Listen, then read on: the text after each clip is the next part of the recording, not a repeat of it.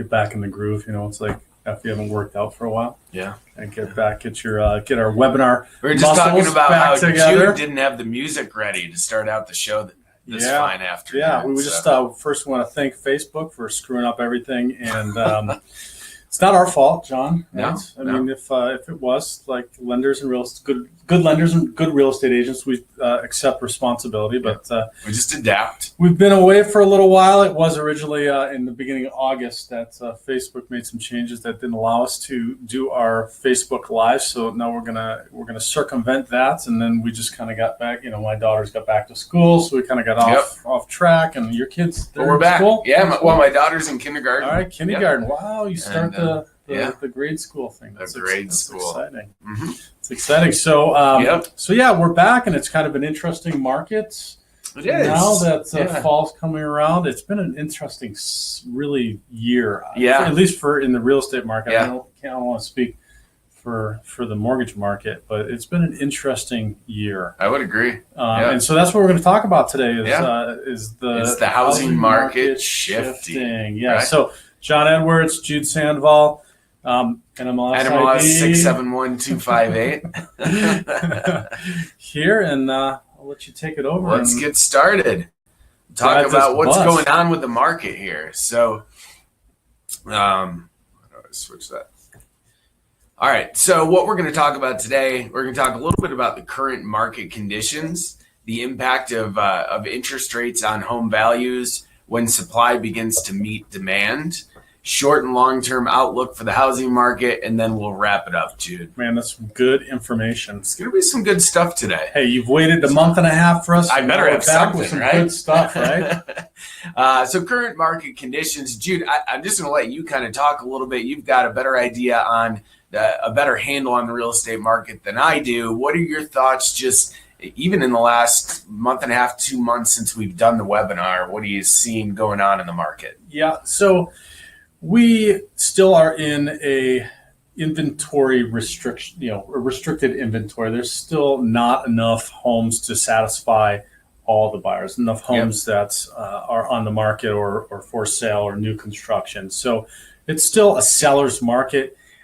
With that said, I think we've seen a little bit of a slowdown, a little bit of a loosening, if you will.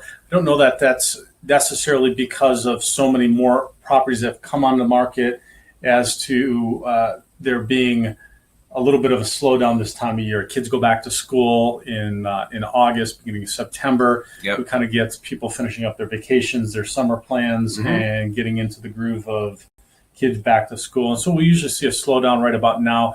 And it's going to, up until about now, and then it's going to pick up until the holidays. Yep. So that's what I've been seeing. We've seen maybe a little fewer offers, and I think we're going to get into that. Yeah. Fewer offers, maybe some of the pricing, the aggressive pricing that sellers have been hoping for has maybe pulled back a little bit, seeing some price reductions after the initial listings of properties where they've really been ambitious. Yeah. So that's kind of seems to be where we're at. I'm starting to see a little bit more action right now, but still we could use some more properties listed. Yeah, and we work with a lot of agents. So I think, more inventory. They're just noticing there's a little bit more inventory for buyers to take a look at. Homes seem to be sitting on the market longer. When I say longer, like longer than a day or two. Right. So, longer than a week. So sellers are getting nervous. Why is my house selling in 2 days? Well, that may not be the norm anymore. It may be coming back down to reality a little bit, which I think ultimately is a very good thing for the market. Less multiple offer situations. I mean, you remember hearing the stories a year, 2-3 years ago of 50 offers on a property, offering season tickets to the Broncos and stays in Val condos. You're just not really kind of seeing that kind of stuff going on anymore. Right, so, and maybe fewer offers. Yeah, still multiple a lot of multiple offers, yep, but instead of 7 to 10, maybe we're having 2 to 3, 4. Exactly. Yep. And then price reduction. So we do a lot of marketing with the agents that we work with, and we're seeing more and more agents reach out asking us if we can adjust the pricing on some of the marketing that we're doing. I get all emails for every new evergreen listing that comes in because that's where I live. And in addition to just new active listings, it also tells me if there was a price reduction or something like that. I'm seeing more and more price reductions coming in. So I think personally, it just means you can't just be a seller or a listing agent and go and list a house for 10 to 15% more than what you think the value is, right, and expect for a second to get that. I think it's coming back to reality. You got to price your house appropriately. Yeah, well, and a good agent's going to do some absorption rate pricing for any new listings on there and kind of give you an idea of the trends over a year period. Sure. And if your agent's not doing an absorption rate pricing for you, absolutely ask for that, because that's going to give you the real idea based upon not just the last 3 months, but the entire year period, because we do have these trends of up and down. And I haven't seen the numbers for September yet, but I know in July, we were still at only like a month and a half to 2 months worth of inventory. And I'm suspecting that that's up. If the numbers are out already, that's up a little bit, if not significantly more. All right, good stuff, Jude. So let's talk a little bit about the impact of interest rates and other external factors on the housing market. So specifically on interest rates, if you weren't aware, interest rates have been going up for the last couple of years. Yes. A steady increase, nothing major, but a steady increase that sort of appears that it's going to continue into the foreseeable future. Right. So that being said, if interest rate and monthly payment are a big factor in your purchasing a home, or at least purchasing a home at a specific price range, you probably ought to get out there pretty quickly and get that done, or adjust to that and adapt to the fact that, hey, maybe I was approved for $400,000 purchase price a year ago. I may be down to a $360 purchase price, $370 purchase price today. You know, I've got a good story about that, because I've had a client, we just got under contract this week, and she's been looking for about 5 or 6 months. She was not in a hurry. Yep. She doesn't have to sell a home. She's looking in a specific area, and she's been kind of doing that and kind of lax around getting something under contract. And so the area that she was looking at has been priced out of her price range, because we've seen in 5 or 6 months maybe a 5% appreciation in her specific area. Yep. And then interest rates have bumped up in the 5 or 6 months since she's been looking. So she ended up getting priced out of her area, and now we're looking in another area, and she was quibbling over about a $5,000 difference in list price to what she wanted to pay. And I really had to say, look, what's happened over the 5 or 6 months has priced you out of the specific area you were looking in. And you had all this time, and we were very narrowly focused, which was fine. But now that's changed. So that's really something to consider and think about when in this market, because it can have an impact on you. So waiting sometimes is not the best game. Adjusting your expectations, right? Exactly. If you wait too long, you might miss that opportunity. So yeah, I mean, just be careful out there, because eventually you may get priced out of the market, or you may end up having a larger monthly payment than you originally budgeted for. Right. And I'm just going to say now, we're not going to see a downturn anytime soon. So the softening, you heard it here, folks. The softening is, okay, we've gone from 7 or 8 offers to 2 or 3 offers. Right. And it's maybe a little bit easier and to maybe get your house yourself, sits on the market for a week or two. You got a little more bit time to go see the property, maybe 20, a few right. days instead of 24 hours. So that it's all relative. So that's maybe our softening or our shift that's happening right now. It is still very competitive for buyers. So this can impact the market as a whole, as less people can afford higher priced homes. Then the price of a home is naturally going to come down to meet that demand. Seasonal impacts, we kind of talked about that a little bit earlier. This is just that kind of year, or that time of year. Home building. So we are seeing more and more home building going on in the Denver area as well. That's certainly going to contribute to the supply side. Yeah, still not nearly enough. It's not. And I was talking earlier with another agent. here at Brokers Guild office, and there's other agents in Brokers Guild. Occasionally, somebody will stroll through. We won't mention names, right? And there's a new 920 single-family units being developed in a development down southeast of Denver. That's huge, and that's not the only one around town that's being built right now. Sure. So, I think home building is something else to keep your eye on. New builds can be a good option. Yeah. So, consider that as well. Also, what impact that may have on supply over the years, and then the local economy. What's the local economy doing? Ultimately, do people want to move to an area because the economy is doing well? Mm-hmm. Well, Denver area has done very well over the past few years, really over the past few decades. In the Denver area. So those are all kind of external factors that can have an impact on the housing market. Moving along here, Jude, when supply begins to meet demand, and that's sort of what we were talking about. A hot housing market is the result of more demand. Does that ever happen? Than supply. It's been 13 years. I don't know if I don't remember if it's ever come to. I don't remember when it actually went one to the other. There's like a tipping point when it went from buyer to seller's market. It's been it seems like it went right over to the other end of the spectrum. Right.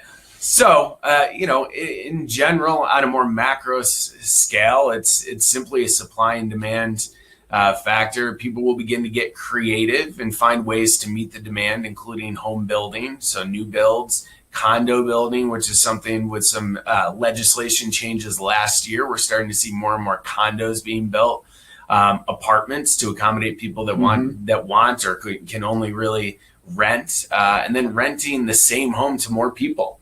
You know, a house 5 years ago, you might be able to rent it to 5 people or something, or 3 or 4 people. Well, today you might rent it to 6 or 7 because you got to fit more people in there. Yeah, there's just that kind of a demand for people to live. So. Well, that's this is all what makes our job so exciting, right? It is keeping up and understanding all the changes and shifts. You got it. The current housing market in Denver may be seeing the supply begin to better meet the demand for homes. When there is less demand, we will ultimately see lower prices, more inventory, more time on the market, and less buyers. Very all succinct. Of that. Very, very well said. Thank you. Short and long-term outlook for the housing market. So, and this is really more my opinion, Jude. I'd like to get your opinion on this as well. But short-term, this could be part of a typical seasonal slowdown that we see, post-summer, into the fall, into the winter. Although you had mentioned earlier, I think actually fall and early winter do tend to keep up pretty well as far as the housing market goes. It seems to be the general consensus that interest rates will continue to slowly rise. Why is that? The economy overall. I mean, typically when the economy does well, then interest rates are going to go up. It's going to cost more to borrow money. Okay. So are there any specific economic indicators that are showing that? The Fed in and of itself has said they intend to raise interest rates, that the economy is doing what it wants to. They want to see some inflation, but not too much inflation. Okay. They feel like by continuing to raise interest rates, they can sort of head off the inflation and keep it at bay. So long-term, Denver has always been a great place to live and to invest in real estate. I don't see that changing anytime soon. I don't either, and I would concur with most all of this. But I would add, it is a good time in fall and winter because of other people might be busy, not looking, and just distracted. So it's a great time to be out there and looking. And if you're looking to sell, it's typically people didn't want to fuss with it during the holidays, but there's still such a strong demand that I highly recommend people continuing to list all through the holidays, because there's 2 months of inventory. We need 6 months to be at an equilibrium. Right. You still have buyers out there. And sometimes it can make it just that much of an easier transaction without having 15, 20 showings coming through on any given day. Yeah. Through the holidays, you still got a qualified buyer. You're still going to get a contract. It could be a little bit easier. Well, and it's not a secret. Everybody thinks that if you list your house in March, that's the best time to do it. But if everybody lists their house in March, then there's that much more supply out there, right? Yeah. So there's it buyers may out not, there. Yeah. I think you can make a solid argument against waiting until March to list your house. No, I enjoy doing it in the winter months or in the fall and the winter months. There's the serious buyers. It's usually the buyers that have to buy something. So they're serious about doing something, get a contract done, it get usually through happens pretty quickly. the process. Exactly. Yep. Seems to be a little more efficient. Yep. So let's wrap it up here, Jude. A few notes as we close up here. The market may be changing, and if that affects you as a buyer or seller, make sure to discuss options with a professional real estate agent or lender, financial advisor. Whether you're an investor or you're buying or selling your primary residence, make sure you're getting good advice on when to do that, how much to do, what you need to prepare to either sell or buy that house. Keep an eye on interest rates, but don't make the most important aspect of your decision to buy interest rates. Okay. Right. They are important. They are going to impact the loan for 30 years, although nobody ever has their loan for 30 years anymore. But you know what I mean? So, yes, interest rates are important, but don't freak out. Don't, stop thinking about buying a house, because at the end of the day, there's more to this than just the interest rate. Yeah. Touch base with your lender occasionally to run some updated numbers. If you haven't run numbers in, 2, 3, 4, 5, 6 months with your lender, it's a really good idea to give him or her a call and get some updated figures. Too much supply or too much demand do not make for a balanced market, so keep that in mind. Always consider the short and long-term elements of real estate, but at the end of the day, find a way to get it to work. Amen. Amen? I like it. All right. Yeah, that's good information. Yeah. I had a lot of pent-up knowledge there that I had to bust out. Very good. Yes, very concise, and I think that gives everybody an update. It was worth the wait, I think, for everybody to wait and find out what's going on through summer and early fall here. And, hey, if you have a need, give John a call here. We have our updated slide. Look at that. That is so pretty. It's pretty small, though. I got to make it bigger. Your black doesn't. Yeah. I don't know what happened down there. Oh, because of the background. But we'll anyway, if you Castle need to and Cook. Right? Castle and Cook Mortgage. If you need to get in touch with me for any reason, reach out 303-921-5747. And Jude? 720-427-1021. Dream Homes by Jude. Thanks for watching this week. We are going to be back next week and the week after and get back on track here. If you've liked what we've done here, we're going to be posting this up to YouTube, also to Facebook. Like, share. You should give us an email, post something in the comments. We'll be checking those. Oh, we got a comment on one of our YouTube videos. Oh, nice. Actually, I don't think it was one. Was it your daughter? I think it was one. No, it wasn't any of my family members. So I don't. I need some more closings to pay them to juice my YouTube channel. All right. Well, thank you, everybody. We'll catch you next week on the Real Estate Revelations. Oh, yeah, we forgot our name. We'll get this back on track. It'll be smoother next week. I did get my hair cut for it, though. So it looks great. It looks great. Hopefully, we get some comments. Better to look good than to really sound good, right? That's right. Or know what we're doing. Yes, exactly. All right. All right. Thank you.